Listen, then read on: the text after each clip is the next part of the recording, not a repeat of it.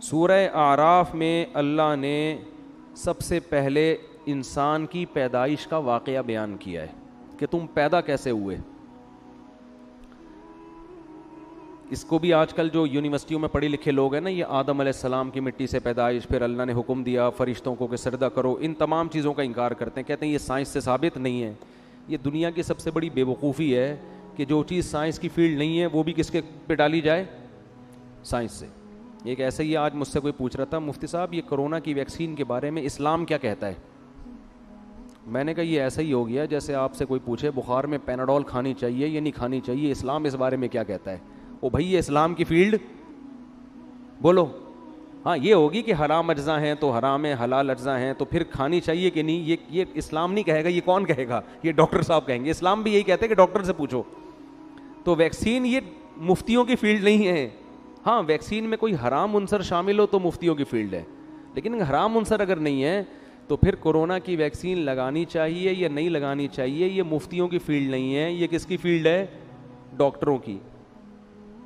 اور اس میں جو اجزاء ہیں وہ حلال ہیں یا حرام, یہ ڈاکٹروں کی فیلڈ نہیں ہے, یہ کس کی فیلڈ ہے. ڈاکٹر تو یہ بتائیں گے یہ اجزاء ہیں, اب ان اجزاء پہ حلال کا فتویٰ لگانا ہے یا حرام کا, یہ کس کی فیلڈ ہے, مفتیوں کی. تو ہر چیز سائنس کی فیلڈ نہیں ہوتی. یہ فلاں سن میں یہ واقعہ ہوا تھا یا نہیں ہوا تھا, یہ سائنس کی فیلڈ نہیں ہے, یہ تاریخ دانوں کی فیلڈ ہے.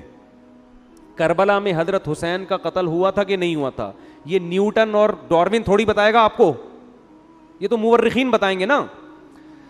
بہت مشکل ہے. کیا ہو گیا یار, تو ایسے بیٹھے ہوئے ہیں جیسے ابھی بھی روزہ رکھا ہوا ہو رات کے ٹائم پہ. یہ تو مورخین تاریخ دان بتائیں گے. اب جب آدم علیہ السلام پیدا ہو رہے تھے تو کوئی تاریخ دان موجود تھا ہیں کہ کیسے پیدا ہوئے, پھر کیا کیا واقعات ہوئے, ظاہر ہے نہیں تھا. تو اس لیے یہ ڈائریکٹ کون بتاتا ہے, اللہ بتاتا ہے, کیونکہ وہ تو پہلے شخص ہے نا دنیا میں, تو اللہ بتاتا ہے. تو اس لیے اس میں یہ کہنا کہ سائنس میں تو کہیں نہیں لکھا ہوا, تو یہ پاگلوں اور بیوقوفوں والی باتیں ہیں. تو اللہ نے آدم علیہ السلام کا واقعہ بیان کیا کہ وَإِذْ قُلْنَا لِلْمَلَائِكَةِ وَلَقَدْ خَلَقْنَاكُمْ, ہم نے تمہیں پیدا کیا, اور کیسے, مٹی سے, آدم کو. پھر ہم نے آدم فرشتوں کو حکم دیا کہ آدم کو سجدہ کرو. یہ ہمیں دنیا میں جب لایا جا رہا ہے تو ہمیں پروٹوکول دیا جا رہا ہے. اور جو آدم کو نہیں مانتے, جو کہتے ہیں بندر سے انسان بنائے, انہوں نے انسان کو پروٹوکول بولو نہیں دیا. انہوں نے تو انسان کی ایک اتفاقی حادثے کا نتیجہ ہے وہ تو پھر انسان کی قابل عزت تھوڑی ہوا. ہمیں بتایا جا رہا ہے کہ انسان جب دنیا میں آیا بڑے اہتمام کے ساتھ آیا تھا, وہ ایسے ہی نہیں آ گیا, ساری مخلوق نے اس کو, آدم کو سجدہ کیا. شیطان اڑ گیا. اللہ نے کہا کہ تو نے سجدہ کیوں نہیں کیا, قال انا خیر منہ, میں اس سے بہتر ہوں, خلقتنی من نار, تو نے مجھے آگ سے بنایا اور اسے مٹی سے بنایا, آگ مٹی کو سجدہ نہیں کر سکتی. قرآن کہتا ہے ہم نے کہا فاہبط منہا, دفع ہو جا یہاں سے, نکل جا یہاں سے, تجھے اس کی اجازت نہیں ہے کہ میرے حکم کے سامنے تو تکبر کر, انک من الصاغرین, آج سے تو میری نظر سے گر گیا ہے. بجائے توبہ کرنے کے شیطان نے کہا انظرنی الی یوم یبعثون, اے اللہ مجھے قیامت تک کے لیے زندگی دے دے. اللہ نے فرمایا انک من المنظرین, میں تجھے قیامت سے پہلے موت نہیں دوں گا, کر لے جو کرنا ہے. قال فبما اغویتنی, اے اللہ اس آدم کی وجہ سے تو نے مجھے گمراہ کیا ہے, لأقعدن لهم صراطک المستقیم, جب بھی یہ آدم سیدھے راستے پہ چلے گا میں اس راستے کے سامنے آ کر بیٹھ جاؤں گا, نہیں چلنے دوں گا. یہ جیلسی, حسد, اس کی وجہ سے ہوا, اس کی وجہ سے حسد میں آ گیا. ثم لآتینہم من بین ایدیہم, اے اللہ, یعنی چیلنج کر رہے اللہ کو, میں اس کے سامنے سے بھی آؤں گا, اس کے پیچھے سے بھی آؤں گا, دائیں سے بھی آؤں گا, وعن شمائلہم, بائیں سے بھی آؤں گا, ولا تجد اکثرہم شاکرین, اے اللہ ان میں سے اکثر کو تو دیکھے گا کہ وہ تیرے شکر گزار نہیں بنیں گے. 100% کا تو میں چیلنج نہیں کرتا, لیکن اکثریت کو جہنم میں پہنچا کے چھوڑوں گا. کیسے چیلنج کر رہا ہے, یہ نہیں کہہ رہا کہ میں سب کو گمراہ کرنے کی کوشش کروں گا, نہ, رزلٹ بتا رہا ہے. یہ ایسے ہے جیسے کوئی آپ کو کہہ کر گئے کہ یار فلاں دہشت گرد ہے، اس سے لڑنا ہے. ایک طریقہ دھمکی کا یہ ہوتا ہے کہ میں اب تو نہیں چھوڑوں گا اس کو. ایک طریقہ ہوتا ہے کہ آپ دیکھ لینا کل صبح اخبار میں اس کی رپورٹ آ جائے گی. یعنی خبر بتا رہے ہوتے ہیں نا کہ بس یہ سمجھو کہ یہ کام ہے بھائی، ہو گیا. بس سمجھو کہ یہ بس آپ نے مجھے کہہ دیا نا، کل صبح اخبار میں آ جائے گا وہ. یہ طریقہ ہوتا ہے بڑی دھمکی کا. تو شیطان یہ نہیں کہہ رہا کہ میں سب کو گمراہ کروں گا. شیطان کہہ رہا ہے اللہ میں خبر پیش کر رہا ہوں، لا تجد اکثرہم شاکرین، اکثر لوگوں کو تو دیکھے گا کہ وہ شکر گزار نہیں ہے. اور قرآن کہتا ہے وَلَقَدْ صَدَّقَ عَلَيْهِمْ إِبْلِيسُ ظَنَّهُ، شیطان نے جو دعویٰ کیا تھا نا، اس دعوے میں شیطان نے اپنے آپ کو سچا پایا. اکثریت کو شیطان جہنم کا ایندھن بنا چکا ہے. جب شیطان نے یہ کام کیا، اللہ نے کہا اخرج منہا مذءوما مدحورا، نکل جا یہاں سے ذلیل ہو کر اور دھتکارا ہوا ہو کر. یعنی بجائے توبہ کرنے کے اور چیلنج پہ چیلنج کر رہا ہے. اور پھر اللہ نے فرمایا اللہ من تبعک منہم، ٹھیک ہے میں نے تجھے لوگوں میں چھوڑ دیا تو ان کو گمراہ کر، لیکن میں تجھے بتاؤں کہ جو تجھے فالو کریں گے لَأَمْلَأَنَّ جَهَنَّمَ مِنْكُمْ أَجْمَعِينَ، تجھ سمیت ان لوگوں کو تیرے ساتھ جہنم میں ڈال کے جہنم کو میں بھر دوں گا. میں بھی جہنم بھرنے میں بخل سے کام نہیں لوں گا، لیکن میں یہ بات تیری لوگوں کو بتاؤں گا ضرور کہ وہ تمہارے پیچھے پڑا ہوا ہے. اس کے بعد اللہ نے آدم علیہ السلام سے، ادھر تو اللہ کا مکالمہ کس سے چل رہا ہے بھائی؟ شیطان سے. چل جا تجھے مہلت دی، پنجہ آزما تو جا کے.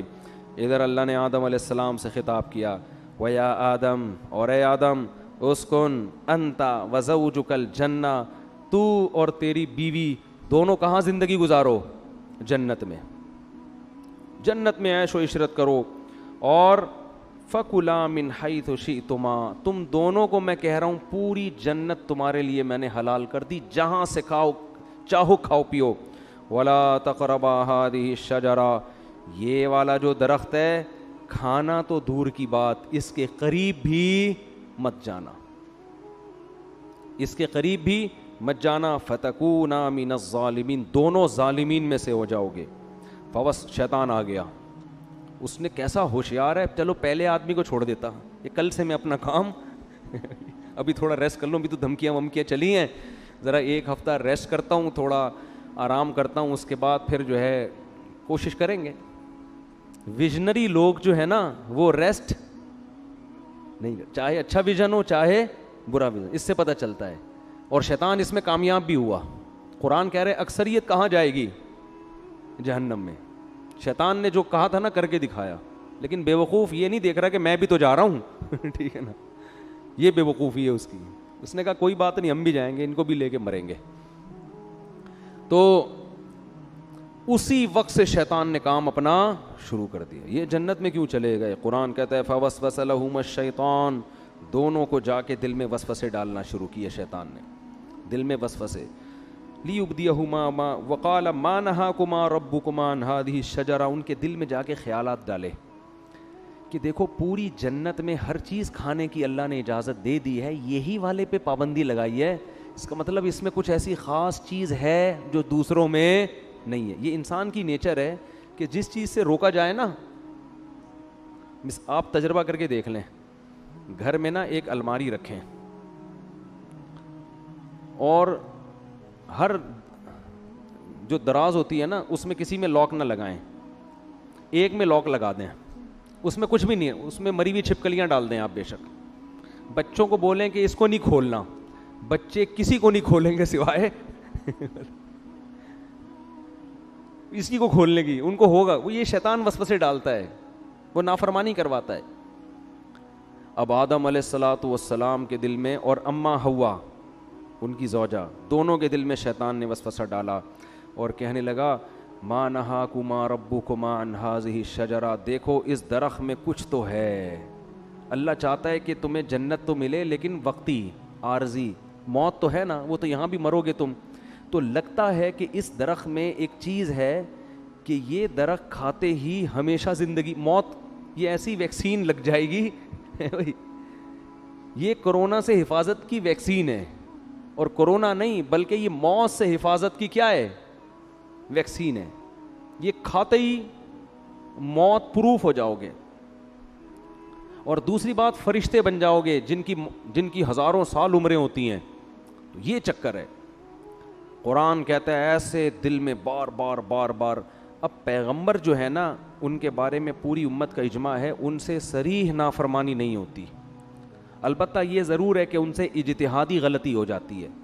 تو علماء کہتے ہیں کہ آدم علیہ السلام کے دل میں خیال آیا اور اماں ہوا کہ اللہ نے یہ والا درخت منع کیا ہے نا, تو یہی درخت وہاں بھی اگا ہوا ہے وہاں بھی اگا ہوا ہے, تو وہاں سے کھا لیتے ہیں, کیونکہ اللہ نے تو حاضی ہی کہا تھا یہ والا.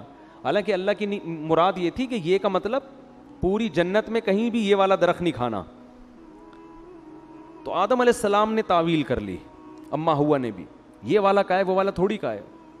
اور شیطان وسوسے ڈال رہا ہے کہ کھا لو بھائی کھا لو بھائی. جا کے قرآن کہتا ہے فلما ذاق الشجرہ, کھانا تو دور کی بات, ابھی زبان پہ پھل کو رکھا اور چکھا ہی تھا, فوراً اللہ کی طرف سے پہلا عذاب کیا آیا, وطفقا بدت لہما سوآتہما, اللہ نے دونوں سے جنت کا لباس چھین لیا, دونوں برہنہ ہو گئے. وطفقا یخصفان علیہما من ورق الجنہ, اور شرم کی وجہ سے جلدی جلدی جنت کے درختوں کے پتوں کو اپنے اوپر ڈالنے لگے. دیکھو دونوں میاں بیوی تھے اور میاں بیوی کا آپس میں کوئی پردہ نہیں ہوتا.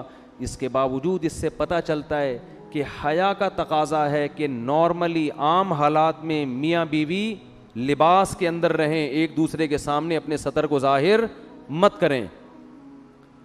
اس سے آپ اندازہ لگاؤ کہ جو ہماری لبرل خواتین جو کسی کی بیوی بھی نہیں ہیں, غیر محرم مرد کے سامنے نارمل حالات میں نیم برہنہ لباس پہن کے گھومتی ہیں, قرآن کی نظر میں وہ کس قدر بے حیا ہیں. یعنی بیوی کو بھی کہا جا رہا ہے کہ نارمل حالات میں جب میاں بیوی کا کوئی ریلیشن نہ ہو اس وقت تو نارمل پراپر ڈریس میں ہونا چاہیے, حالانکہ میاں بیوی کا کوئی پردہ نہیں ہے, لیکن یہ حیا کا تقاضا ہے. اور وہ عورت جو کسی ایسے مرد کے سامنے اپنے جسم کو ظاہر کرتی ہے جو اس کا شوہر بھی نہیں ہے اور نارملی اس ڈریس میں گھومتی ہے, اسکرٹ پہن کے گھوم رہی ہیں, سلیو لیس کپڑے پہن کے گھوم رہی ہیں, اس کا مطلب یہ لوگ آدم علیہ السلام اور اماں ہوا کی نیچر پر نہیں ہے, انہوں نے اپنی خاندانی پرمپرا کو چھوڑ دیا ہے. اصل تو ہمارا خاندان آدم اور ہوا والا ہے نا, یہ اپنے کلچر کو فالو نہیں کر رہے, یہ آدم اور ہوا کی نیچر پہ نہیں ہے, یہ فطرت پہ نہیں ہے یہ لوگ. تو فطرت اس کا تقاضا کرتی ہے کہ میاں بیوی بھی عام حالات میں نارمل حالت میں وہ ایک دوسرے کے سامنے اپنے جسم کو ظاہر کرتے ہوئے شرم محسوس کرتے ہیں.